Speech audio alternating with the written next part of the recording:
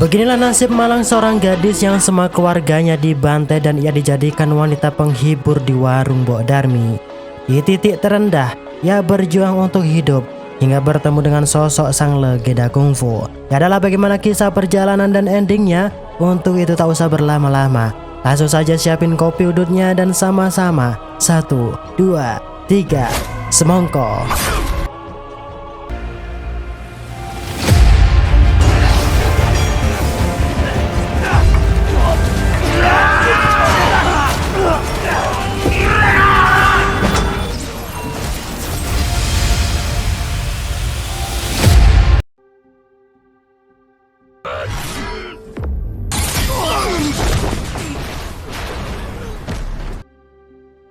Di sebuah kota ujung etan bernama Lin'an, film dibuka dengan tragedi pembantaian di kediaman Nona Ruo.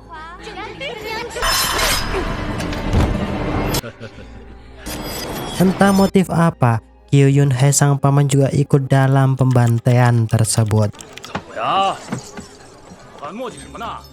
Singkat cerita 10 tahun pun berlalu.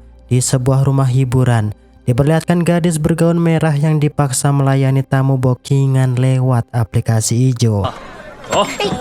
Setelah penutup matanya dibuka, ia terkejut sebab di hadapannya merupakan Kyu Yun-hye sepengkhianat yang sekaligus pembunuh semua keluarganya. Tak lain, gadis cantik ini ialah Nona Ruo. Karena tak sudi memakai Nona Ruo, Kyu Yun-hye memilih pergi menyuruh anak buahnya untuk melanjutkan pesta. Sontak mereka kegirangan mendengarkan hal tersebut yang seketika menarik Nona Ruo dengan paksanya.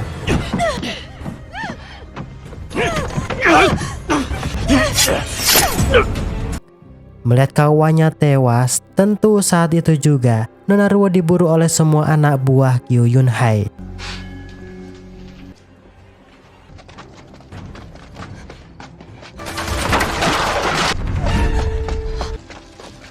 Meski tak jago bela diri, nyatanya ia berhasil kabur dengan bersembunyi di balik kereta kuda.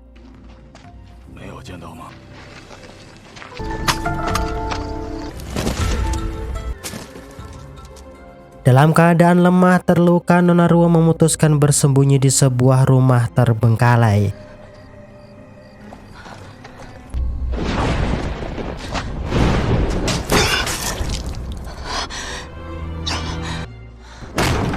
Namun tak berselang lama, para anak buah Kyu Yun-hye sampai di tempat itu.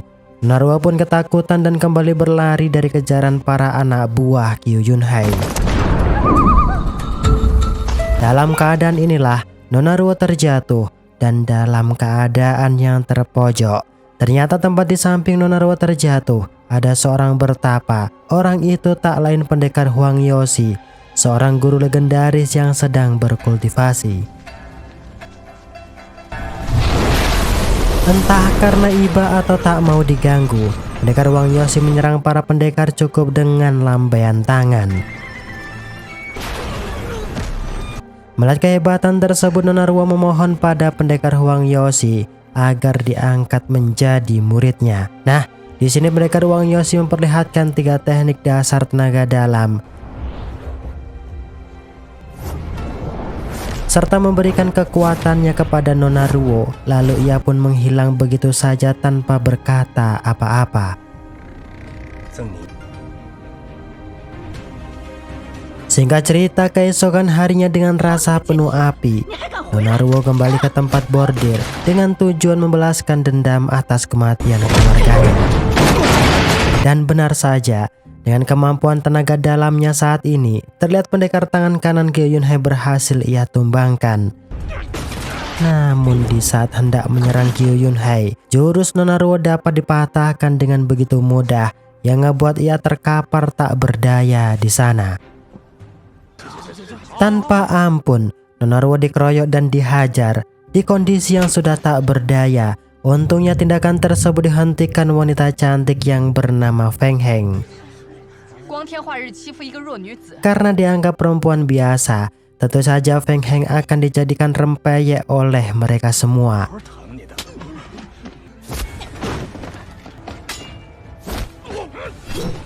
Nah, di waktu yang hampir bersamaan, pendekar Wang Yoshi juga datang dan mengajak ketiga wanita itu pergi dari sana. Kemudian adegan pun berganti. Di sebuah rumah tua, terlihat pendekar Wang Yoshi tengah memberikan energi murninya ke Feng Heng. Setelah selesai, pendekar Wang Yoshi pun keluar. Di sana ia lagi dan lagi ditemui oleh Nona Ruo yang berlutut meminta untuk diangkat menjadi murid pendekar Wang Yoshi saat itu juga. Sedangkan di sisi lain, Qi Yunhai dan anak buahnya tengah membicarakan siapa pendekar Wang Yoshi. Mereka baru menyadari bahwa pendekar Wang Yoshi adalah salah satu orang hebat di Gunung Hua. Namun sang anak buah mengatakan jika saat ini pendekar Wang Yoshi tengah sakit karena ia sempat melihat Wang Yoshi memuntahkan darah setelah melakukan serangan. Menilai kesempatan besar, malam itu juga mereka merencanakan penyerangan. Melihat keseriusan Nona Ruo, Wang Yoshi mulai berbincang dengan istrinya. Nah, di sini sang istri juga mengajak Wang Yoshi untuk pulang karena ia rindu kampung halaman. Karena hujan yang lebat serta kondisi Nona Ruo yang masih lemah, akhirnya ia terjatuh pingsan di sana. Tak tega melihat Nona Ruo, Wang Yoshi kembali memberi pengobatan dengan menyalurkan energi murninya. Di waktu yang bersamaan pula para anak buah Qi Yunhai juga sudah tiba dan bersiap menyerang mereka.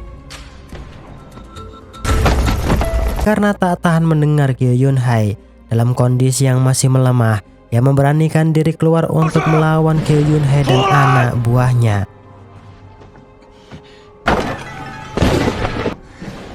Begitu juga Feng Heng dan Honggu keluar melakukan perlawanan.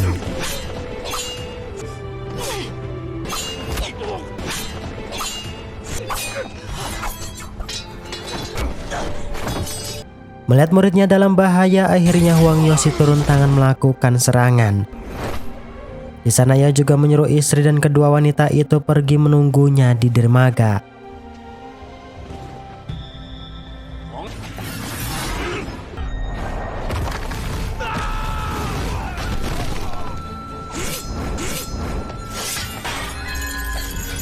Singkatnya, esok harinya, saat mereka berempat sedang menaiki sebuah kapal menuju Pulau Bunga Persik.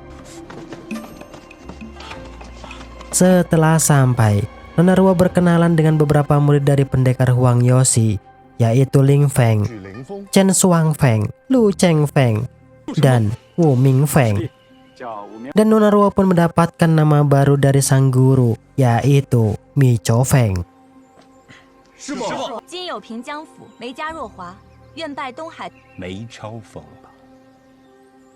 Singkatnya terlihat Mi Chou Feng tengah berbicara dengan dirinya sendiri di depan cermin. Ia berkata berjanji dengan kedua orang tuanya kalau ia akan membalaskan dendam atas semuanya. Lalu pun ia keluar. Terlihat di luar, Cheng Feng dan Liu Feng tengah berlatih pedang. Chou Feng yang memperhatikannya, ia pun menghampiri keduanya serta meminta untuk diajari teknik pedang itu. Namun mereka berdua menyuruh Chou Feng belajar teknik dasar bela diri pedang dahulu. Di tengah percakapan datanglah Miang Feng yang terlihat sok baik karena membawakan kue kering untuk Mi Chou Feng. Melihat kue itu, Chou Feng seketika pun ingat akan masa kecilnya dahulu yang tengah disiksa oleh nyonya pemilik rumah bordil kala itu. Setelah itu datanglah pendekar Wang Yoshi. Pendekar Wang Yoshi lalu bertanya di mana muridnya yang satu lagi. Rupanya Shuang Feng tengah tertidur di atas atap. Chou Feng yang mengetahui, ia pun lalu menatap di mana Shuang Feng berada. Sang guru lalu mengeluarkan kekuatannya untuk menarik Shuang Feng dari atas. Setelah di bawah, ia pun lalu berkata pada sang guru bahwa ia telah menghabiskan banyak waktu untuk menciptakan jurus-jurus baru. Namun tiba-tiba Dari atas jatuh sebuah kendiara dan ia pun tak bisa berbohong. Sang guru yang melihat itu dengan dingin menghukumnya untuk membersihkan kuil selama 1 pekan.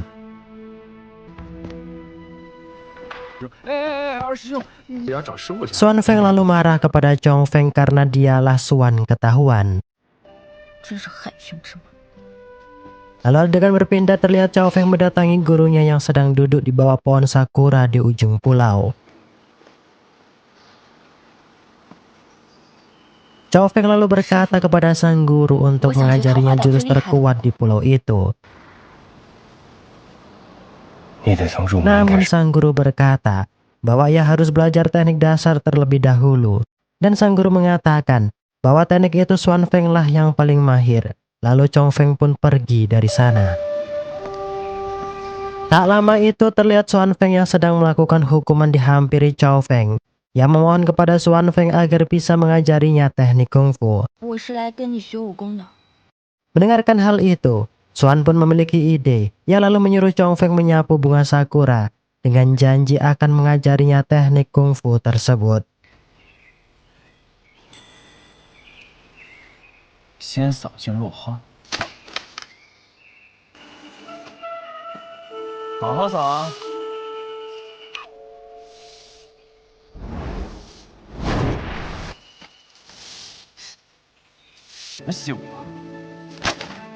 Di malam harinya Xuan Feng mendatangi kamar Chong Feng. Di situ Chong Feng masih kesal dengan Xuan akibat kejadian siang tadi. Namun di situ Xuan Feng diam-diam melemparkan kitab jurus kungfu di kamar Chong Feng. Melihat kitab tersebut, Mi Chong Feng sangat senang dan mulai membaca merapalkan kitab jurus tersebut.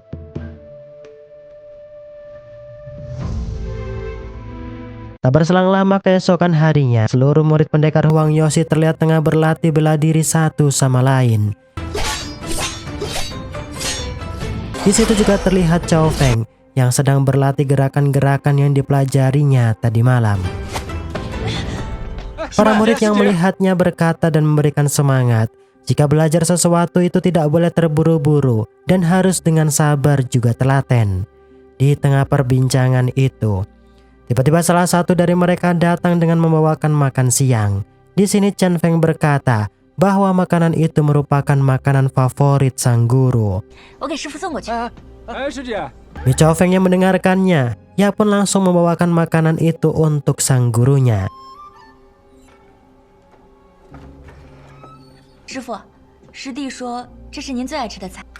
Karena tersipu malu, Chong Feng kemudian mengatakan bagaimana cara untuk menguasai jurus tapak hitam. Istri Huang Yoshi yang mendengarkannya, ia pun beranjak pergi mengambil beberapa kitab kungfu agar Mi Chong Feng mudah menguasai jurus tersebut.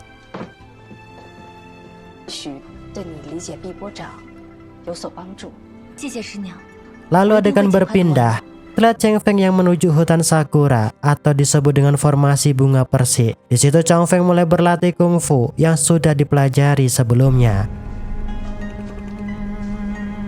Namun setelah beberapa kali mencoba, rupanya tempat itu malah membuatnya kesusahan. Ia lalu berencana untuk kembali, namun setelah berjalan ke sana kemari ia tak menemukan jalan keluar dan berputar-putar kembali ke tempat yang sama. Sampai akhirnya ia pun kelelahan dan pingsan di dekat gapura.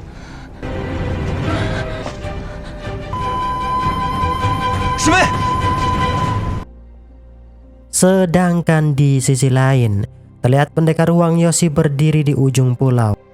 Tak lama itu, tiba-tiba Huang Yoshi kembali didatangi Mi Chong Feng. Di sana ia bertanya bagaimana cara menguasai jurus tapak hitam. Di situ pendekar Huang Yoshi menyuruh Mi Chong Feng berkonsentrasi dan memahami arti batu karang yang diterjang oleh ombak.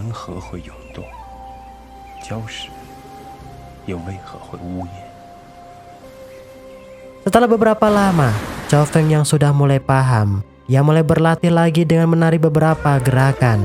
Sampai akhirnya, Chong Feng bisa menggunakan jurus tapak hitam walaupun belum sempurna.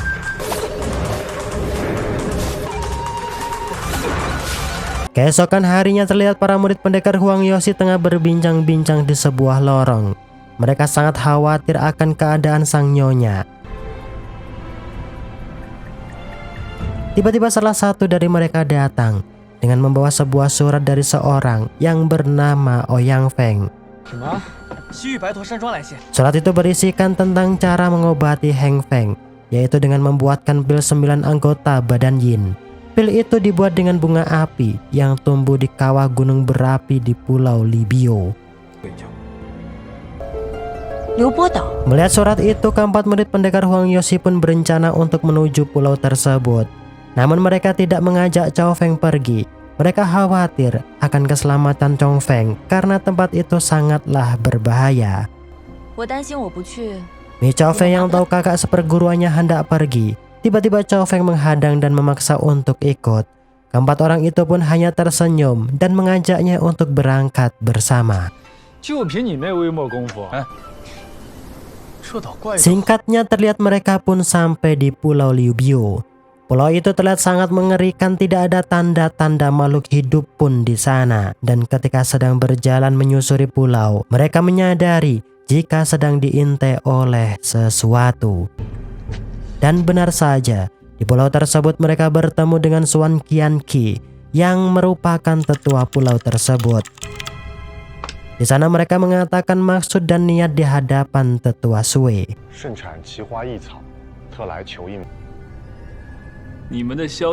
Mendengarkan maksud dan tujuan, tetua Sui berkata jika bunga itu memang ada di Pulau Libio ini. Namun bunga itu akan berkhasiat dan bermanfaat lebih jika pada saat mekar saja. Tetua Sui juga menawarkan agar mereka tinggal sampai bunga itu mekar.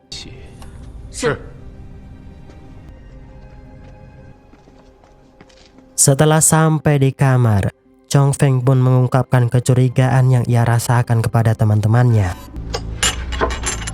Ia merasa begitu sangat aneh kenapa tetua Sui mau memberikan bunga itu dengan cuma-cuma saja. Namun salah satu dari mereka membantah dugaan itu karena ia yakin jika tetua Sui memberikan bunga itu karena memang ia sangat mengagumi sang guru. Chao Feng yang masih dalam keraguannya, ia memilih keluar dari ruang bersama Suan Feng. Dan benar saja, di sebuah tempat mereka melihat suara teriakan bocah yang dihajar oleh anak buah tetua Sui.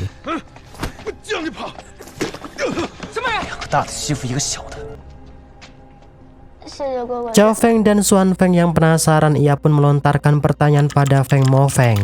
Dengan takut, Feng Mo Feng mengatakan jika semua keluarganya ialah budak tetua Sui, yang bahkan orang tuanya juga dibunuh demi dijadikan manusia obat. Feng Mo Feng juga berkata meminta tolong agar Mi Chao Feng bisa menyelamatkan 3 temannya yang masih disandra. Di sisi lain, terlihat ketiga teman mereka telah dimasukkan ke dalam sebuah wadah. Di sana mereka akan dijadikan manusia obat oleh tetua Sui.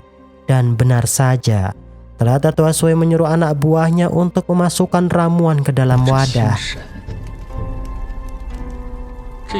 Tanpa lama, mereka pun merintih kesakitan.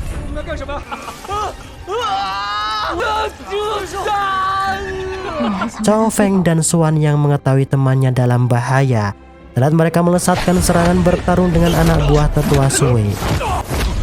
Dan dalam kondisi inilah, untungnya mereka pun berhasil menyelamatkan ketiga temannya dan melawan tetua Sui untuk mengambil bunga bludru api.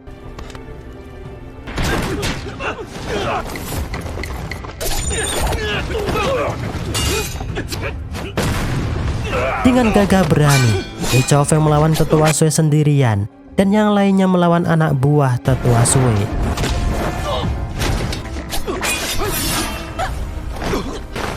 Dan di saat itulah, tetua Sui memainkan serulingnya dan membangkitkan kedua muridnya sambil berkata bahwa itulah temuan barunya yang mampu menyuruh muridnya bertarung dengan tanpa takut mati serta kebal dengan serangan apapun.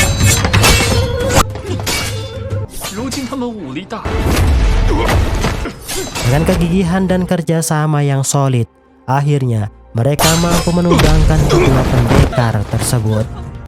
我们得赶快去找薛青怡。 Tak lama itu, akhirnya mereka menemukan tempat keberadaan bunga api. Di sini tetua Sui berkata jika kehebatan kalian tak akan mampu membuka gembok segel tersebut. Karena gembok itu ditempa langsung oleh seorang yang bernama Feng San. Dan orang itu sudahlah mati. Namun tiba-tiba terjadi guncangan besar berasal dari bunga Bludru yang tak akan lama lagi segera mekar. Rupanya bunga itu mekar setiap 19 tahun sekali. Dan magma di bawah bunga itu akan ikut menyembur. Di tengah kebingungan, muncullah Feng Mofeng dengan kunci di tangannya. Rupanya Feng Mofeng adalah cucu dari Feng San. Dan Cao Feng menyerang tetua Sui hingga terjatuh ke dalam lembah di belakangnya.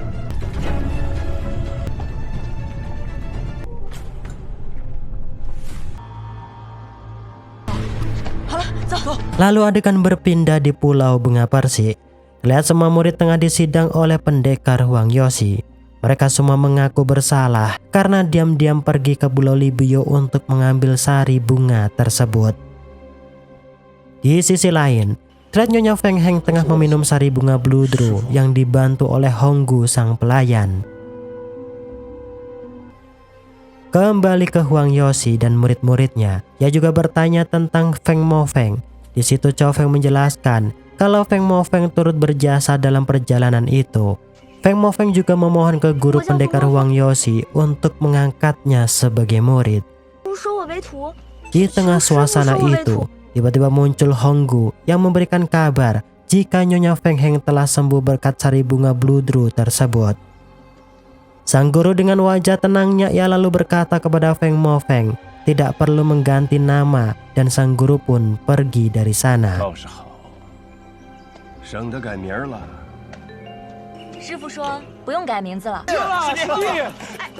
Dan terlihat Xuan Feng yang memperhatikan Cao Feng yang sepertinya benih-benih cinta pun mulai tumbuh. Singkat cerita, kemudian kita diperlihatkan pendekar Huang Yoshi dan sang istri berjalan di sebuah jembatan. Di situ pendekar Huang Yoshi berkata akan mengajak pergi keluar ke Pulau Bunga Persik. Awalnya sang istri menolak hal itu, namun pendekar Huang Yoshi mengatakan bahwa dirinya ingin membawa sang istrinya untuk menikmati setiap jengkal keindahan di dunia ini. Lalu adegan pun berpindah. Terlihat pendekar Huang Yoshi mengumpulkan semua muridnya di ujung pulau. Ia berpesan untuk semua muridnya agar terus berlatih selama ia tidak ada. Mendengarkan hal itu, semua murid pun juga mengatakan bahwa mereka semua ingin ikut sang guru untuk keluar dari pulau dan menambah pengalaman mereka, serta dapat melindungi sang guru dan nyonya ketika di luar. Namun sang guru menolak keinginan mereka.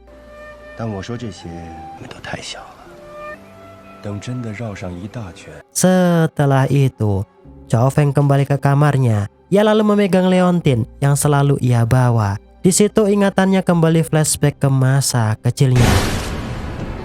Dengan kilasan masa lalu itu,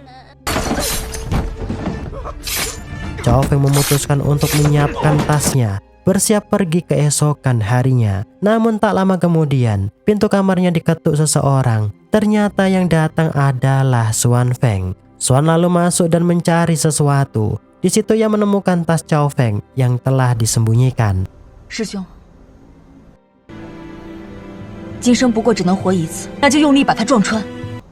Dengarkan itu, Xuan awalnya melarang Cao Feng melakukan hal tersebut. Namun dengan amarah yang membara, Cao Feng tetap ngotot. Melihat keinginan Cao Feng yang besar, akhirnya Xuan mengalah dan memilih untuk menemani Cao Feng pergi dari pulau.